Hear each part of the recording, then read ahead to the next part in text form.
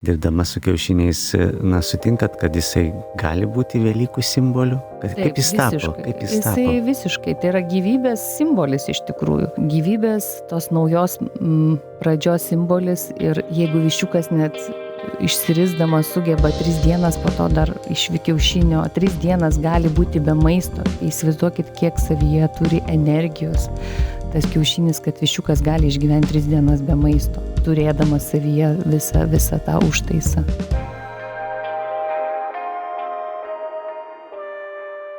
Labas vakaras, mėly žiūrovai ir klausytojai, Skanus Vilnius vėl eteryje. Ir šiandien mes kalbėsimės tema, kuri aktuali ir artėjant Velykoms, apie tame tarpe ir apie kiaušinius. Su Julija Mazurienė. Sveiki. Sveiki, labas vakaras.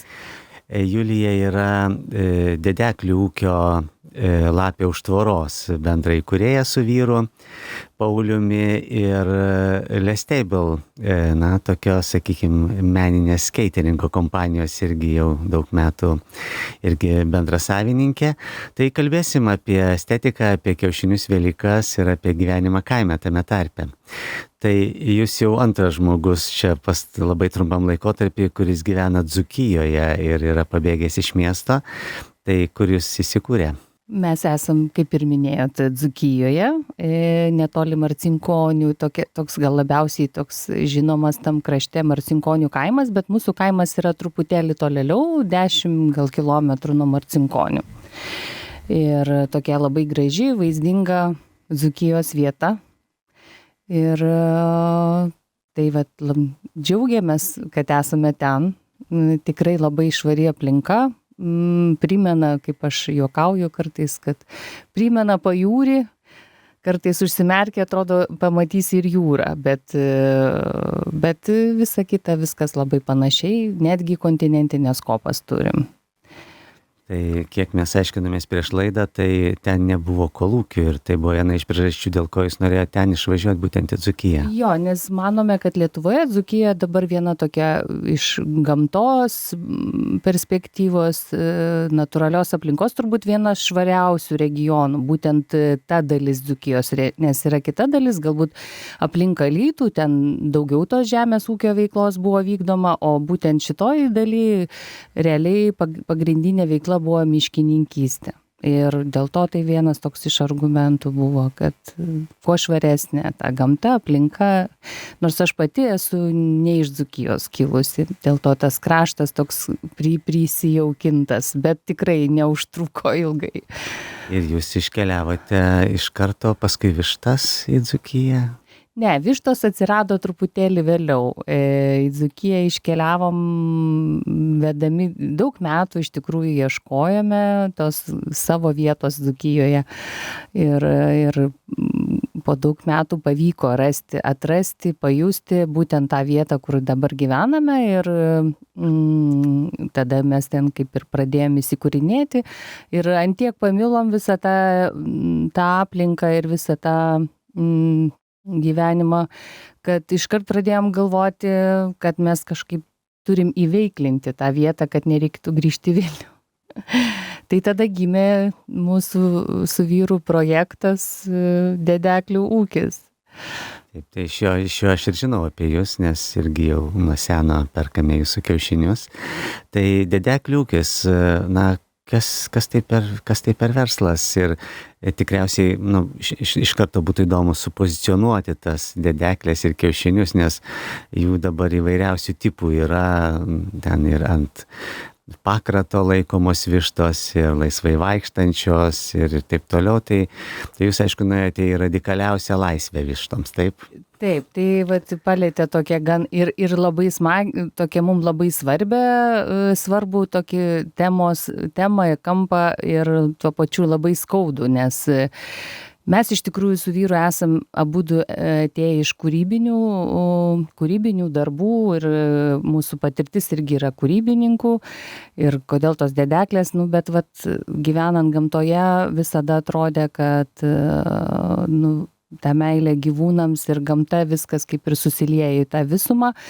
Iš mano pačios buvo galbūt idėja ta, kad visada buvo įdomu ne tik prisiliesti prie maisto iš kūrybinės pusės, kaip Lestable mano veikla, bet ir prisiliesti prie jo atsiradimo ir kaip atsiranda. Tokiu atveju ir gimė tas Dedeklių ūkis ir kaip jūs paminėjot pradžiai, kad tai yra verslas, bet nevadinčiau turbūt to verslo, tai tikrai yra toks labiau projektas, šeimos toks verslas, turbūt toks labiau toks minimaliuose tokiuose rėmuose verslo. Iš tikrųjų mes į jį tai žiūrim kaip į kažkokią idėją, projektą, dėl kurio tikrai labai tikim ir stengiamės ir bandom kažkokiu būdu išsilaikyti. Nes kad tapti verslų su dedeklėmis, ten prasideda kiti dalykai. Ir todėl bandom balansuoti tarp to verslo ir neverslo momento, o pats laikymas, kaip mes laikom dedeklės, tai iš tikrųjų, aš iš tikrųjų galvoju, ir pasižiūrėsiu, kaip iš tikrųjų reiktų įvardinti. Mes laikome jas rotacinių, regeneracinių ūkininkavimo principų. Tai reiškia, tai yra filosofija iš tikrųjų. Tai nėra visiškai reglamentuota Europos Sąjungoje, dėl to mes negalim turėti savo skaičiuko, nes mes visi žinom, kad yra, kaip jūs ir klausėt, kokia tai kategorija. Yra ir 0, ir 1, ir 2, ir 3. Tai 0 mes jau visi žinom, kad tai yra ekologiškai laikomos vištos, bet ekologiškai tai yra toks labai reglamentuotas, pagal tam tikras taisyklės laikomų vištų ženkliukas, bet nebūtinai jos gyvena su tokia 100% laisvė, kaip, pavyzdžiui, pas mus. Dėl to regeneracinis, tas rotacinis arba ganomos vištos, kaip mes užrašom ir ant savo etiketės, nors mus labai bara institucijos ir aišku, jų darbas prižiūrėti, kad tvarka būtų, bet mūsų atveju tai truputėlį kertasi ir mes tarsi ir negalim pasakyti žmonėm, kad jos yra ganomos ir turim žymėtis tuo skaičiuku 1, tai reiškia laisvai laikomas, bet dažniausiai tos, kur laisvai laikomas, jos gali būti ir tos, kurios tiesiog fermoje turi išėjimą tam tikrą plotelį, kad jos tiesiog gali išeiti. Mūsų paukščiai yra ganomi tose pačiose pievose, kopose ir rotuojasi ten kas 2-3 dienas keliauja. Tokiu būdu atsiranda tokie nauji, žali plotai, jos realiai maksimaliai gauna tą tokią tvarų laikymo būdą ir maksimaliai jas gražinami tą tokį natūralią jų prigimtinę gyvenimo būdą. Jo, čia įspūdinga, aš esu matęs, kaip tai atrodo pas jūs, tai jos tiesiog pievai vaikšto tas vištas. Praeitais metais tai vyras sako, gal ir į pelkę paleidžiam, buvo ir pelkė. Bet aišku, gavom labai barti, vėlgi iš tų pačių mūsų institucijų. Tai yra tokių kertasi pas mus dalykų ir mes labai taip vargstam, bet vis tiek bandom atsilaikyti ir nes labai tikim. Matom pagal gyvūnus iš tikrųjų, kaip jiem yra gera ir kaip vis tiek vištas netgi nežiūrim į tai, kaip jį auginti, nors jų ir turim nemažai. Ir tas laimingų vištų kiaušinis ir jų produktyvumas, jos kasdieną deda po vieną kiaušinį. Taip, toks principas? Taip, jeigu vištai sukuri geras sąlygas, jinai deda po kiaušinį kiekvieną dieną. Tai toks, aišku, su amžium višta jinai retina savo kiaušinio dėslumą, bet pirmus 2 metus jinai gali padėti kiekvieną dieną po kiaušinį. Bet kaip ir su žmonėmis, taip ir su gyvūnais, taip ir su vištomis, tai nėra taip, kaip kad 100%. Vis tiek vieną kitą dieną galbūt ar kažkas išgąsdino, ar pasikeitė kažkokia aplinka, ar kažkas nepatiko, tai gali būti tokio, kad vieną kitą dieną ir praleidžia. Bet šiaip pirmi 2 metai, tai beveik kiekvieną dieną. Žinoma, dar labai priklauso nuo vištų veislės. Aišku, kadangi mes nelaikom 10 vištelių, kurios ten gali gauti iš vienų namų, kitų pats išsiperėti, tai galbūt tos vištelės jos dar labiau tokios adaptavusios, labiau laukinės. Mes vis tiek jau, kadangi turim truputėlį jų daugiau, mes kaip ir neturim kitų galimybių, tai mes perkam tas vištas, kurios truputėlį jau yra žmogaus išveistos veislės, kurios yra produktyvesnės ir jos geriau deda, ir jeigu taip pat lyginti su paprasta višta arba veislinė kažkokia kita. Bet tas vištos ir kiaušinio santykis, tai visos vištos deda vienodus kiaušinius? Aš suprantu, lukštai gali būti skirtingi, bet iš principo kiaušinis yra, kaip ir tas pats. Ir veislė, ar lemia kiaušinio skonį, pavyzdžiui, kažkiek?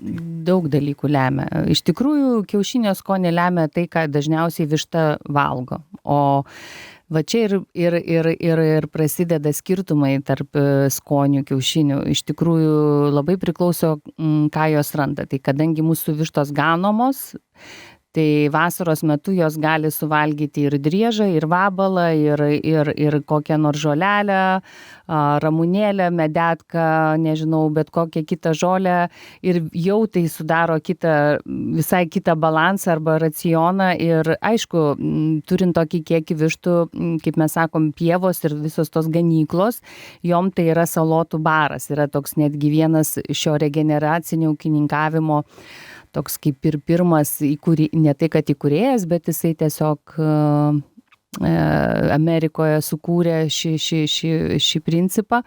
Tai jis taip pavadino salotų baras, ir mums labai su vyru patiko tas pavadinimas. Iš tikrųjų, tai negali 100% atitikti jų poreikių. Aš kalbu, vėlgi, tai nėra kalba apie 10 vištų, vis tiek mes turim daugiau jų. Šiuo metu mes turim 600, bet buvo momentų, kai turėjom ir 1000. Tai vis tiek turim papildyti grūdais, sėklom tą racioną. Tai vėlgi, viskas priklauso nuo to, ką jinai valgo. Tai pavyzdžiui, netgi kiaušinio trynys, jisai gali būti pas vieną vištą, jisai citrinos spalvos, pas kitą jisai gali būti ryškiai oranžinis. Vėlgi priklauso nuo to, ką jinai ten savaitės bėgyje sulėsė. O jos, aišku, lesa labai ypatingai pievoje, jos tikrai renkasi labai individualiai ir labai skirtingai kiekviena. O lukštai, jeigu jau perinant prie lukšto, tai spalva priklauso iš tikrųjų nuo vištos veislės.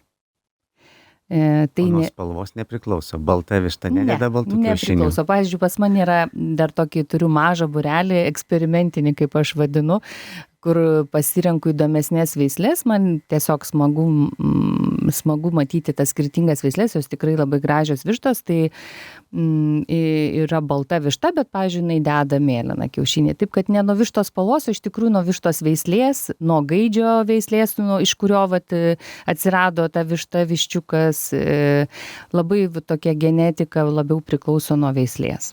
O gaidžiai ten vaikštosi tarp tų vištų, ar ne? Ne, mes bandėm kelis gaidžius turėti. Šiaip pagal reikalavimus institucijų mes negalim turėti gaidžių.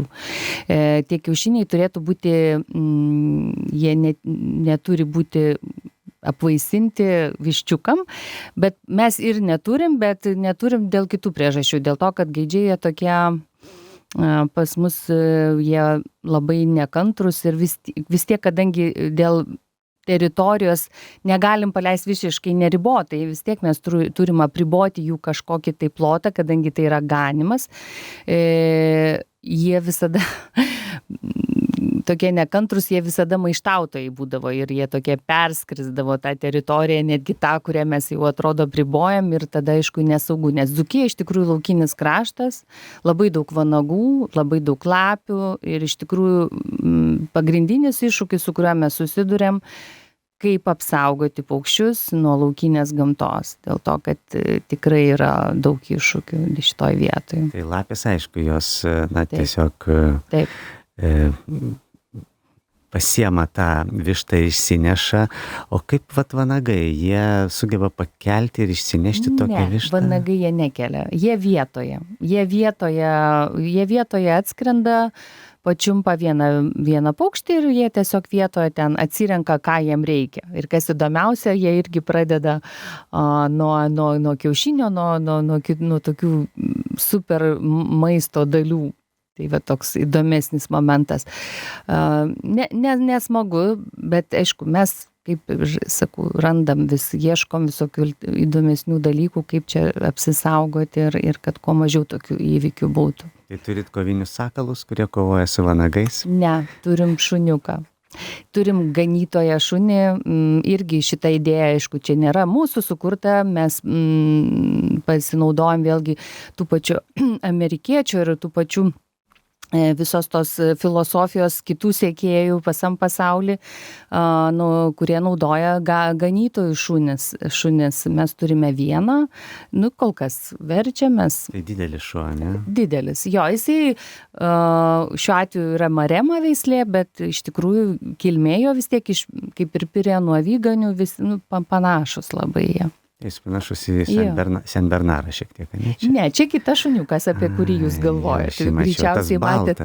O baltas, tai jis jau yra baltas, jis primena Pirėnų avyganį, bet iš tikrųjų mūsų yra būtent marema, tai yra italų veislė ir irgi italai labai intensyviai naudoja savo ūkiuose kaip apsaugą jau daug metų. Jo, priminsiu, kad marema yra Toskanoje, garsėja savo raudonaisiais vynais iš prancūziškų veislių. Tai girdėta šiek tiek pavadinimas šito dalyko. Tai gerai, tas šuo jis tiesiog atbaido tikriausiai vanagus, ne? Šuo jisai tiesiog reaguoja į paukščių. Jisai, kadangi mes jį parsivežėm 10 mėnesių ir ten būtent veislynas jisai ir būtent orientuotas į tokių šunų paruošimą ūkininkam, mažiem ūkiam visam pasauly ir mes jau jį atsivežėm, jau jis turėjo visus tos įgytus instinktus, gyventi su paukščiais draugiškai ir reaguoti būtent į tas jų reakcijas. Iš tikrųjų, mano teko ne vieną kartą stebėti tokią situaciją gyvai, nes man visada būdavo neramu, kaip čia iš tikrųjų veikia ar neveikia, bet teko matyti gyvai ne vieną kartą, tai paukščiai iš tikrųjų tikrai nėra tokie naivus, jie pradeda leistam tokį įdomų garsą, kai jie pamato pavojų ir šis šuo būtent reaguoja į tą garsą ir jisai iš karto tada atbaido. Jisai tikrai negriebia, nevalgo, jis tiesiog atbaido.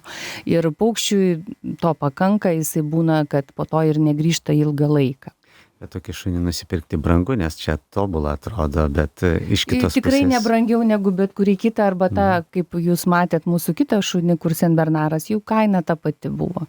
Bet šis šuo, jis jau mum kiek metų padeda, jis jau atidirbo, kaip aš sakau, tas mūsų investicijas. Prieš lapes šautuvą naudojat? Ne, prieš lapes yra tokios kilnojamos elektrinės tvoros, jis skamba, atrodo, baisiai, bet ten toks nedidelis elektros impulsas, paukščiam tai niekaip neįtakoja, nes plotas yra didelis, paukščiai net per plunksnas nejaučia to impulso, o lapė jau jinai negali prieiti prie tos tvoros, jinai bijo. Ir dažniausiai tai yra toks labai tikrai gelbėjantis. Visos šitos priemonės vėlgi yra sukurtos jau taikomas pasaulį būtent tokio tipo ūkiuose.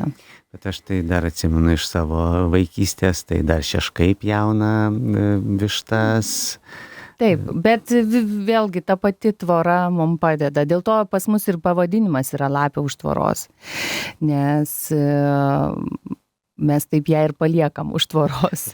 Kaip organizuotai vištos sugeba dėti kiaušinius? Jos turi vieną gūžtą, į kurią visos eina. Kiek laiko trunka kiaušinį padėti tiesiog techniškai? Čia kiek jos tupi, kad išperėtų tą kiaušinį? Neilgai. Jau jos, kai atbėga į tą gūžtą, jau jos gan greitai ten per 15 minučių. Kai kurios tiesiog mėgsta pabūti gūžtą, jom tiesiog labai smagu. Ten visokių variantų yra.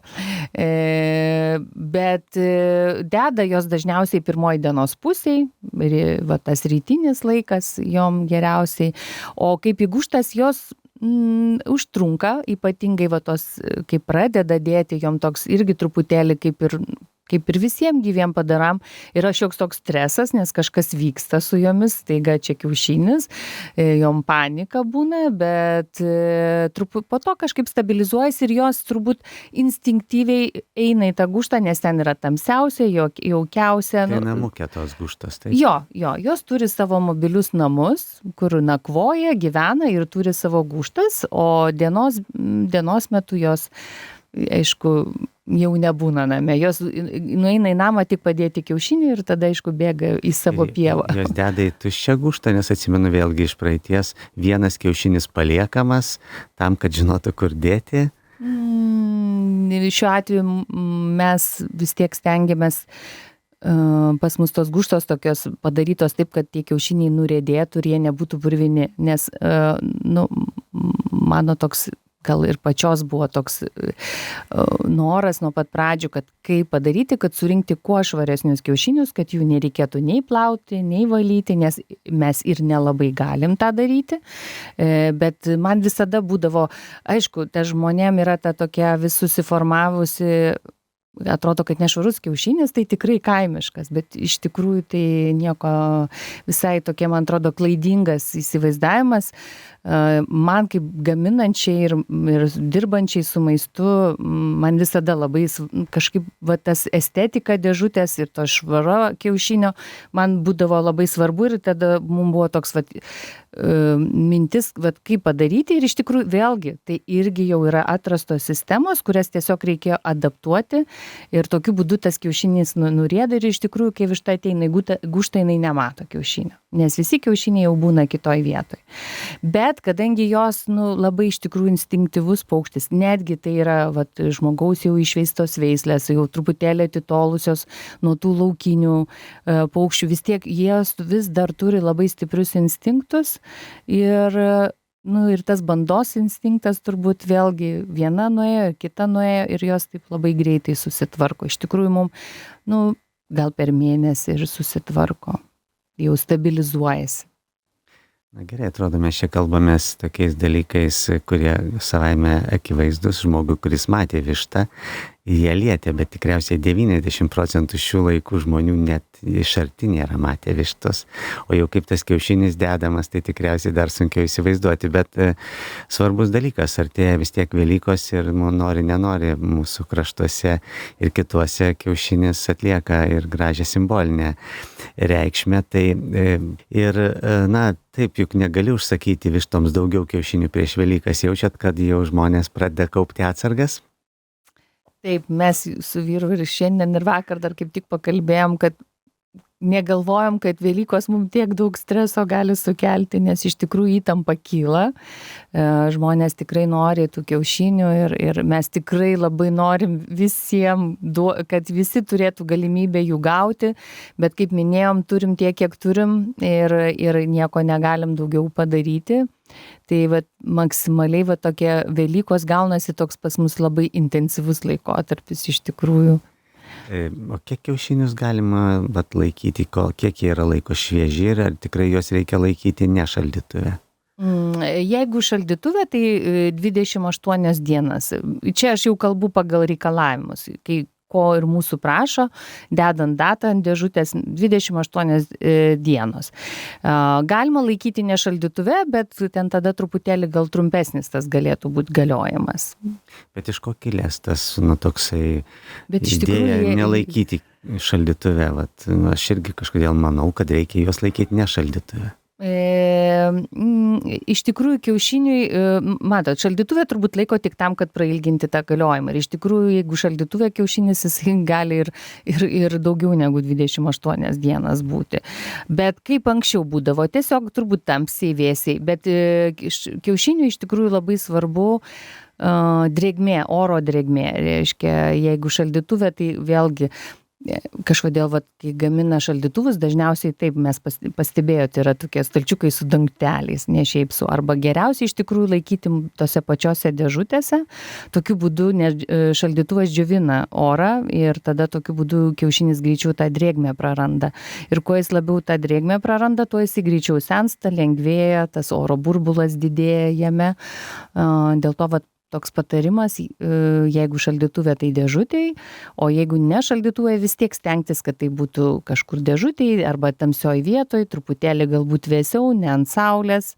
Tai turbūt nėra tokio, galbūt skoniniam savybėm kiaušinių neįtakoja, ar tai šaldytuvas, ar ne šaldytuvas. Ar ruošiatės juos pardavinėti dažytus prieš Velykas? Ne. Mūsų kiaušiniai spalvoti ir taip dėžutėj būna. Čia tokia irgi idėja buvo, kad vis tiek kiaušinių daug visur. Parduotuviai dažniausiai mes matom arba baltus, arba rudus. Mano mintis buvo tokia, kad visada dėžutėj būtų ir ne tik ir balti, ir rudi, bet galbūt vienas kitas ir melsvas kiaušinis. To tokio įvairovės truputėlį daugiau būtų. Tai stengiamės, kad ta dėžutė mūsų tokia būtų, kiek išeina. Tai jinai tokia jau kaip ir žmonės juokauja arba džiaugiasi, kartais sako, kad jau ir dažyti nebereikia, nes jie ir taip spalvoti gražus. Tai,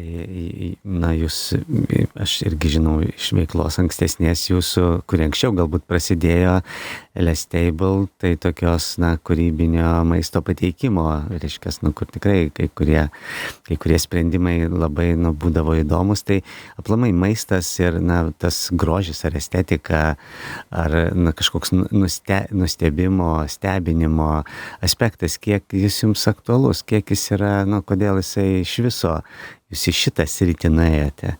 Jo, man pačiai visą laiką tas klausimas kyla ir kodėl aš vis niekaip aš neatsitraukiu nuo tos maisto temos. Tai sakau, jeigu anksčiau buvo projektai, kūryba su pradžiai be maisto, po to vėl atsirado maistas, dabar jau netgi ir prisiliečiu prie to maisto atsiradimo. Tai turbūt, kad maisto tema iš tikrųjų, ta visas kontekstas lydėjo mane nuo vaikystės, pradedant nuo to, kad aš gyvenau su močiute kaime ir kur visas maistas buvo gaminamas nuo nulio, auginamas. Aš net atsimenu, kad į parduotuvę nieks nevažiuodavo. Visas maistas būdavo auginamas, gaminamas vietoje ir man tas taip iš tikrųjų, tuo metu galbūt aš nesureikšminau, būdama jauna, bet su laiku man tas taip įstrigo, iš tikrųjų aš dabar jokių kitų, atrodo, prisiminimų neturi, bet viskas tai, kas sukasi aplink maistą ir maisto auginimą. O pati aš studijavau dizainą, daug metų ir dailės mokyklą baigiau, tai vis tiek ta estetika, grožis irgi lydėjo mane visada šalia. Ir tiesiog atėjo laikas, kai aš supratau, kad tiesiog turbūt galvoju, kodėl aš tave verčiu projektuoti baldus, kai mano visa aistra yra apie maistą ir visa kūryba yra apie maistą. Ir tada man ir kilo mintis apjungti šitos du dalykus ir pradėjau domėtis. Tuo metu dar dėsčiau Vilniaus dailės akademijoje ir pagalvojau, kad gal visai smagu būtų ir kursą tokį turėti, kaip apjungti ir kaip dizaineris galėtų prieiti prie tos maisto temos. Ne iš šefo perspektyvos, ne virėjo perspektyvos, bet būtent kaip žmogus kuriantis grožį tam tikrą prasme, ar funkciją lygiai taip pat. Šiuo atveju galbūt labiau svarbu ta patirtis šitam kontekste, patirtis, grožis, tas toks paveikslas daugiasluoksnis. Kaip aš sakau, kiekvienas mūsų Lestable renginys būdavo, kad ir trumpalaikis, bet jis labai daug sluoksnių turėdavo.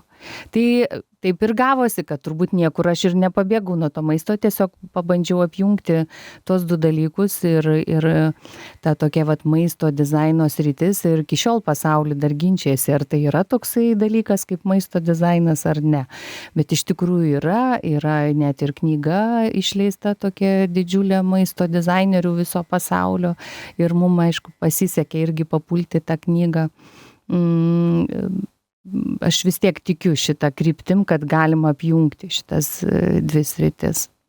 Bet, tai vis tiek jūs sakote ne iš šefo perspektyvos, tai va tas, įdomu, kad, šefas, taip galbūt jo dizainas yra labiau funkcinis, kažkuria prasme jis pateikia tą lėkštę ir jis turi būti patogu valgyti, turi būti... Šefas, jisai yra profesionalas konkrečiai maisto gaminime, jisai žino visą technologiją, jisai žino, kaip paruošti ir tada jau jam iškyla klausimas, galbūt kaip pateikti lėkštėj, kaip tai būtų funkcionalu.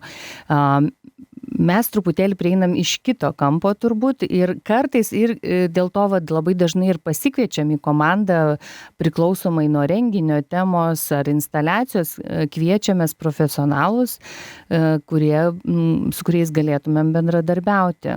Bet kartais būna ir taip, kad kartais mes kuriam tokias instaliacijas, kur tiesiog yra maistas tiesiai iš ūkio atkeliauja ir kur jau maistas tampa pats objektas, kurio nereikia gaminti, daryti, tiesiog jau ragauti. Bet kiek jums atrodo, kad tos idėjos, jos kažkaip nukeliauja ir į maitinimo sektorių, ar iš ties, šiai dienai, jūs vis tiek kažką matote nuotraukas maisto patiekalų, kaip kas dabar pateikinėja, man atrodo, yra paprastėjimo linkmė vėl tokia grįžimas prie labai paprastų sprendimų. Taip, dėl to, kad turbūt žmonės galbūt buvo tas etapas, kai visus labai traukė ir tą restoraninę kultūrą ir Mišelino, labai džiaugiuosi, kad Lietuvoje turim ir Mišelinus ir tikrai puikius restoranus, bet lygiai taip pat žmonės galbūt pradėjo ne masiškai, bet jau daugiau domėtis, iš kur atkeliauja maistas. Kaip ir pasaulyje dabar tas from farm to table, labai tas kryptis, kur žinoti, iš kur ateina tas tavo maistas ir galbūt tada tokiu būdu viskas eina labiau į tokius paprastesnius dalykus. Ir galbūt prigimtis, kaip užaugintas maistas ir tada jisai tampa savotiškai atliepia visai kitus galbūt dalykus, ne visai kita patirtis tada būna.